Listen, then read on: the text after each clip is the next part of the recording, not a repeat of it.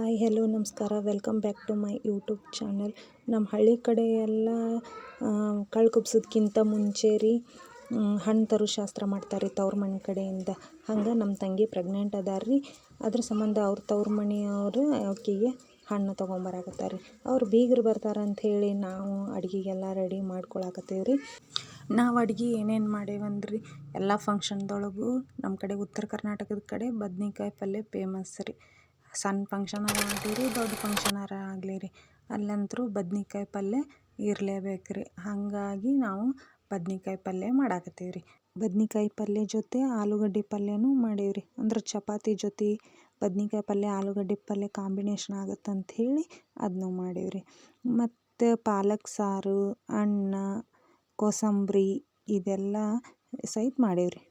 Pregnant ಇದ್ದಾಗ ರೀ ಹಣ್ಣು ತರೋ ಶಾಸ್ತ್ರ ಮೊದಲೆಲ್ಲ ಮಾಡ್ತಿರ್ಲಿಲ್ಲ ರೀ. ಅದು ಈಗ ಟ್ರೆಂಡ್ ಆಗಿಬಿಟ್ಟೈತೆ ರೀ. ಮೊದಲೆಲ್ಲ ಕಳ್ಳ ಕುಬ್ಸ ಅಂತ ಹೇಳಿದ್ರೆ ಮನ್ಯಾಗ ಎಷ್ಟು ಜನ ಇರ್ತಾರಲ್ರಿ ಅಷ್ಟು ಜನನ ಸೇರಿ ಕಳ್ಳ ಕುಬ್ಸ ಅಂಥೇಳಿ ಯಾರಿಗೂ ಗೊತ್ತಿಲ್ದಂಗೆ ಮಾಡ್ತಿದ್ರಿ. ಆದರೆ ಈಗ ಕಳ್ಳ ಕುಬ್ಸ ಮಾಡೋದಂದ್ರೆ ಅದನ್ನು ಒಂದು ದೊಡ್ಡ ಫಂಕ್ಷನ್ ಆಗಿ ಎಲ್ಲರನ್ನೂ ಕರೆದು ಎಲ್ಲರಿಗೂ ಊಟ ಹಾಕಿ ಮಾಡುವಂಥದ್ದೊಂದು ಫಂಕ್ಷನ್ ಆಗೈತೆ ರೀ.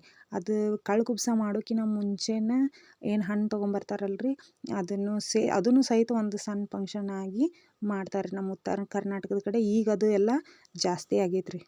ಬೀಗರು ಬರಾಕತ್ತಾರಂಥೇಳಿ ನಾವು ದೊಡ್ಡ ಕೆಲಸ ಮಾಡ್ಬೇಕಂಥೇಳಿ ಅಂದ್ಕೊಂಡ್ರೂ ಸಹಿತ ಮನ್ಯಾಗ ಸಣ್ಣ ಮಕ್ಳು ಅದಾವ್ರಿ. ಅವ್ರನ್ನ ಕರ್ಕೊಂಡು ಕೆಲಸ ಮಾಡೋದ್ರೊಳಗೆ ಅಂದ್ರೆ ಸಾಕಾಗೋಗುತ್ತೆ ನೋಡ್ರಿ. ನಮ್ಮ ಮಕ್ಕಳು ಹೆಂಗೆ ಕಾಡಿಸ್ತಾವ ಅಂಥೇಳಿ ಮಕ್ಕಳು ಕಾಡಿದ್ರು ಸಹಿತ ನಾವು ಅದ್ರೊಳಗನೆ ಎಲ್ಲರೂ ಸೇರಿ ಅಡುಗೆ ಮಾಡಾಕತ್ತೀವಿ ರೀ.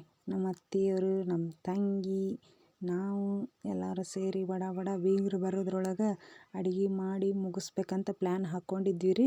ಆದರೂ ಬೀಗರು ಬರೋದ್ರೊಳಗೆ ಅಂದ್ರೆ ನಮ್ದು ಇನ್ನೊಂದು ಸ್ವಲ್ಪ ಅಡುಗೆ ಮಾಡೋದು ಉಳಿದೈತೆ ರೀ.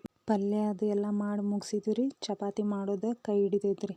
ಚಪಾತಿ ಎಷ್ಟೊತ್ತನ ಮಾಡಿದರೂ ಜಲ್ದಿ ಮುಗಿಯಂಗಿಲ್ಲ ರೀ. ಆದ್ರೂ ಸಹಿತ ಚಪಾತಿ ಮಾಡೋದು ಮುಗಿಸ್ಕೊಂಡ್ವಿ ರೀ.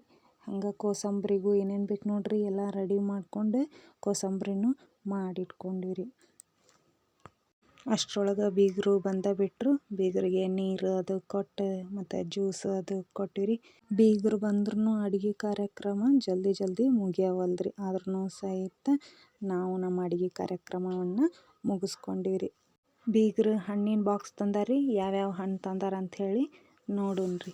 ಸೇಬು ಹಣ್ಣು, ಪ್ಯಾರ್ಲೆ ಹಣ್ಣು, ದ್ರಾಕ್ಷಿ ಹಣ್ಣು, ದಾಳಂಬ್ರಿ ಹಣ್ಣು ಮತ್ತು ಬಾಳೆಹಣ್ಣು ಹಿಂಗೆ ಅಂಥೇಳಿ ಒಂದು 5-6 ಥರದ ಹಣ್ಣು ತೊಗೊಂಬಂದಾರ್ರಿ. ಮತ್ತು ಅದ್ರ ಜೊತೆಗೆ ಸ್ವೀಟ್, ಕಾರ್ದಾಣಿ ಇವನು ಸಹಿತ ಅವರು ತೊಗೊಂಬಂದಾರ್ರಿ. ತಂದಿರೋ ಹಣ್ಣನ್ನು ಮೊದಲಿಗೆ ನಮ್ಮ ಕಡೆ ಪದ್ಧತಿ ಏನೈತೆ ಅಂದ್ರೆ ರೀ, ಮೊದಲು ಅವಕ್ಕೆ ಪೂಜೆ ಮಾಡಬೇಕು. ಪೂಜೆ ಮಾಡಿದಾದ್ಮೇಲೆ ನಾವು ಹಣ್ಣನ್ನು ಏನು ಪ್ರೆಗ್ನೆಂಟ್ ಇರ್ತಾರಲ್ರಿ ನಮ್ಮ ತಂಗಿಯವರೇ ಅವ್ರನ್ನ ಕುಂದಿರಿಸಿ ನಾವು ಹಣ್ಣುಗಳನ್ನು ಸುತ್ತಲೂ ಇಟ್ಟು ಆರತಿ ಮಾಡ್ಬೇಕು ರೀ. ಇವರೇ ನೋಡಿರಿ ನಮ್ಮ ತಂಗಿ. ಇವ್ರ ಮುಂದೆ ಎಲ್ಲ ಹಣ್ಣು ಇಟ್ಟೇವ್ರಿ. ಹಣ್ಣಿಟ್ಟು ಆರತಿ ಮಾಡಿ ನೋಡಿರಿ ನಮ್ಮ ಹುಡುಗರಿಗೆ ಹಣ್ಣು ತಿನ್ನಿರಿ ಅಂಥೇಳಿ ಕುಂದಿರ್ಸಿದ್ರೆ ಅವು ಹಣ್ಣನ್ನು ಬಾಲ್ ಅಂಥೇಳಿ ತಿಳ್ಕೊಂಡು ಬಾಲ್ ಆಟ ಆಡ್ಕೊತ ಕುಂತಾವ್ರಿ. ಹಿಂಗೆ ನೋಡಿರಿ ಹುಡುಗರು ತಿನ್ನಿರಿ ಅಂದರೆ ಏನೂ ತಿನ್ನಂಗಿಲ್ಲ. ಹಿಂಗೆ ಆಟ ಆಡ್ಕೊತ ಕುಂತ್ಬಿಡ್ತಾವೆ.